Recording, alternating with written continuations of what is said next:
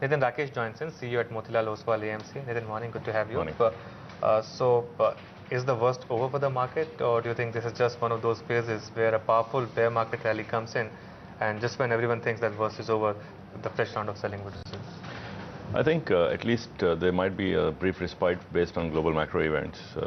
With all the action over the weekend, with the problems in Greece being resolved, I think it looks like at least for now they found at least some more time. So that might lead to some sort of a relief rally globally, and we are seeing that overnight, and we're seeing that in Asia today. Is the worst end over for our markets? Are we at the end of the declines? It's hard to say because there are still fairly high degree of uncertainties in the market, whether it's domestic macro, currency, interest rates, deficit. So I think it's hard to say, but one thing is for sure, there's a fairly high degree of comfort from a valuation point that is coming in at lower levels, and we've seen selectively whenever a large cap name cracks 4 or 5%, I think we start seeing people beginning to get into nibble into the stock. So there's a fairly high degree of comfort on valuations. Are you also nibbling in? Well, it's dependent on whether our clients are giving us money to nibble in, but we are fairly comfortable at valuation from a valuation perspective. Not across the board, but clearly I think there are pockets of good value. There are still some very high quality earning growth companies. And you can still make a fairly high quality portfolio based on what's available in the market. Then what are you advising your clients right now? Are you telling them to go out there and buy, nibble on the street? And if yes, what is the thought process behind it? The first thing we're telling them is to not try and trade the market in trying to catch a bottom. Because I think unless you have a perspective that you're happy to hold for a year, 2 years, 3 years, it's going to be very hard for us to call a bottom. Second thing we're telling them is to stay away from this temptation of buying something that looks cheap. Just because it's cheap doesn't make it a good buy. And again, so focus is really back on quality. Focus is on making sure you understand the business that you're buying into. And you just focus on that high quality portfolio, high ROE, high free cash, low leverage, those kind of businesses. But I think what we're also telling clients is that don't be fearful at this time because the whole street is fearful. So you have to turn greedy rather than fearful. All right, so let's talk about a few stocks and sectors. Where do you stand on SBI after the kind of numbers that they came out with and the kind of reaction that the market has given to the stock? If you go back and look at our previous commentary, we've always been in favor of actually buying into banks in the declines because clearly that's one part of the market where despite all the negative noise around loans and interest rate pressures, we always believed that the banks will actually have a much higher chance of growth. And we've seen that with private sector banks. We are beginning to see that tide turn around for PSU banks, hopefully with the SBI numbers. So clearly the numbers have surprised everybody. I think we need to see a bottoming out of provisioning at some point this quarter or next quarter. And I think then we are hopefully going to see a much better environment for banks across the board. Nitin, are you concerned about the rupee? Because that seems to be the focus of everybody's attention. It's quite the talking point, not just for currency traders, but for everybody else now. I think it's the focus for everybody, not just us. Every investor class, every business class, almost anybody who has anything to do with business is looking at what's happening in the currency. Holiday for that matter. And yeah, even people are trying to take a vacation right now in the summer. So it's clearly a matter of concern. I think more than anything, the pace of decline and the volatility is what's hurting. If it was a slow 2% decline over a 3-4 year period and we lost 10%, it would have been easy. But this isn't that. It's we've seen a fairly high degree of volatility over the last, I would say, 9 months. Yeah. So it's clearly a cause for concern. It's a bigger cause for concern for FIIs because without doing anything, they just lose value. They may have picked the best companies to invest into, but they still lost value. So it's clearly a cause for concern. The other angle which was quite interesting yesterday was that rupee was falling to all-time lows and the only losers on the Nifty were IT stocks. What's happening? I think it might be an aberration based on the last 30 minutes of trading pattern. I don't think you can correlate minute-to-minute trading to between currency and stocks. On IT stocks. I think they're again not a bad place to be in because one is a hedge against the currency declines. Two, you have a certain predictability into those earnings. You have a certain high-quality earning book. Insensitivity to interest rate shocks. So there are a lot of things to look for in IT companies that you won't get in a lot of other businesses. Nitin, I just want to pick up on a sector that's seeming to be on the losing streak on back of the strength in the rupee, and it's the auto pack. Not just your raw material costs, but royalty payouts have jumped sharply, right? What are you doing with this auto sector right now, especially at a time when sales are also are easing off? You know, it's not an easy one to call that sector. I don't think we can call it as a pack. So there's clearly, selective play in there that you can go out and nibble into. But I think, it's taken a little bit of a beating, starting from Tata Motors all the way down to Maruti. So two-wheelers probably are the only place where you can make some, case for actually owning them, because there's at least an export element in some of those names that counters the whole argument of currency. But it's actually very selective there as well. Well, just a couple of other stocks. PTC India is up about 7% in market opening, so that's the stock which has looked good. Apart from that, not too many actually. This is not a kind of a market where you can see a lot of individual stocks flaring up.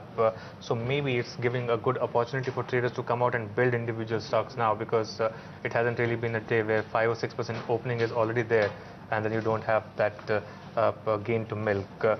Nitin, the stock that's been on top of everyone's mind actually has fallen off the radar completely, but the worst performing index stock, BHEL, what to do with this one now? Again, I think it's too early to start nibbling on it in our view. We need to see more evidence of investment cycle turning around. Obviously, L&T was a better of the two, at least in terms of their outlook and their Q4 numbers. So I think it might be a little early for us to start looking at infra and capital goods place. All right, so you won't look at BHEL at all right now? We haven't looked at it actually. And what about Bharti, which is back to 300 below that? Again, I think our call on the telecom sector is that until we get some more clarity on the policy and regulation front, it's going to be very, very hard for these companies to actually be as profitable or make as much money, and there are much more headwinds. So we'll wait and watch out and see how that plays out before we actually go back in. Why that's interesting is because, while there is this headwind, in terms of numbers, that hasn't been the case. I mean, Bharati's last quarter numbers look good. So, I mean, I think obviously each of these companies has a specific case or play in the balance sheets.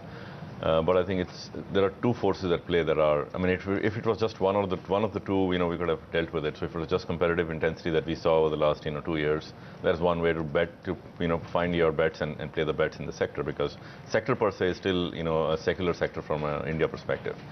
But if you combine that with uncertainty on license fee payments, on how the spectrum is going to be allocated, so there is going to be a fairly high degree of overhang on the whole sector. So, one can take a view that, once there is a little more clarity, we can look at, what best to play in this. Nitin, what are you doing with the very expensive FMCG space right now? Well, believe it or not, it's actually still not a bad place to be in. Obviously, valuation comfort isn't there, but defensive is always going to be expensive. I mean, there is, as I said, just because something is cheap doesn't make it good, and just because something is expensive doesn't make it bad. So that's the way we are looking at it. We do have a fairly high allocation to FMCGs, consumer staples, discretionary, even discretionaries. Anything specific that you like there? It's mostly consumer staples. So, that's the play we think is most insulated. They have the pricing power, they have the branding power. So the ITC, HULs of the world would be good buys. Nitin, what about OMCs? Do you track those closely? And I want a view coming on BP still if you've got one, because that one seems to be defying everything on the street right now. Well, I think we played this long contra game with them, and then we gave up. So at this point in time, we'll wait and watch and see what happens in New Delhi. If there is any real commitment towards making this, they've appointed a new committee to relook at diesel decontrol. We haven't seen any political will to pass on even the basic petroleum price hike. So, we can take any view we want, but unless we see action, it's going to be hard to put money behind it. For now. Absolutely. I think quite clearly there are bargains in the mid-cap side. We've seen, whether it was the TV2 deal. I mean, I'm just giving an example. Or there are some other deals which are taking place, whether it's Pantaloon deal or future deal that will go through. Which pockets of the market do you think represent an absolute value where you can just go out and buy the stock for 2 to 3 years and can be rest assured that you will make a lot of money? I think you can find these across the board, whether it's large caps or mid caps, but obviously the comfort comes more from the larger names because, as I said, even if you took SBI a week ago was available at fairly discounted value, you can still find a lot of similar valuations, in the PSU banking space. You can find a lot of those valuations even in the auto space. So it's not, it's across the board. It's really a question of which business you have a higher conviction on. And the one thing again we're still avoiding is a pure play, preempting the whole interest rate cycle play. We need to see more evidence of that build out of showing up in balance sheets. Will you buy Reliance at 698? Well, we are not a buyer of that stock because I think there are better other players available in the market that represent the same space and the same opportunity. Would you bet on aviation right now on hopes of FDI, which is now again back in the news? Hope is not a strategy, so at this point we are not betting on it. And in general, we've stayed away from aviation stocks as a house because I think it's a business that is very hard to make money off of for investors. So, if someone's using it for brand building, it's different. But generally, they require high amounts of capital, have very high sensitivity to a lot of variables like interest rates and fuel prices and currency. So there are more headwinds and no pun intended, but there are more headwinds for aviation generally. So we've kind of avoided that sector in almost any market condition. Nitin, since most of the results are already in the bag, what is the likely EPS growth that we're looking at? Or you're working at this with? point, we're looking at Sensex EPS of around 1225 to 1250 for FY13. Okay. That's up about 8 to 10%. We haven't put any more downgrades on it. If anything, I think it might get corrected upwards towards the later half of this year, but so far that's what we're holding at. Do you track Tata Steel closely? Not anymore. Not since Chorus happened. Not since Chorus. And what about Tata Motors? Case in point, now that you mentioned Tata I think Steel. again it's an interesting play, but it's a much more a play on global, luxury segment because really the domestic play is a much smaller part of the balance sheet. So, on the buy side, we don't really have a call on it because again we are focused much more on the domestic plays. Right. So 1225, you said, so 13 times 1 year forward. This would be value zone for market, right? I think you're getting into the value zone at, if the market goes down another 5-10%, you start getting into 11-12. If the market doesn't really stay there very long, it's not that it hasn't gone to single digits, but it doesn't stay there very long. So I think clearly you will see, especially if the global environment improves a little bit with some uncertainty in Europe going away, you will probably see some more nibbling in from FI as well. All right, Nitin, thanks a lot for your time. I appreciate that. That's the call coming in from Nitin Rakesh of Motilal Oswal AMC.